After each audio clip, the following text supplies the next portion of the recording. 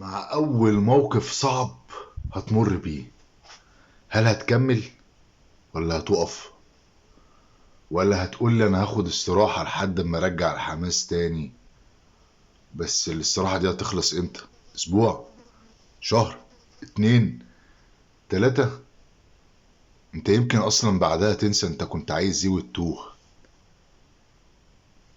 بلاش تقف وكمل، وأنت زعلان كمل، وأنت حزين كمل، وأنت سعيد كمل.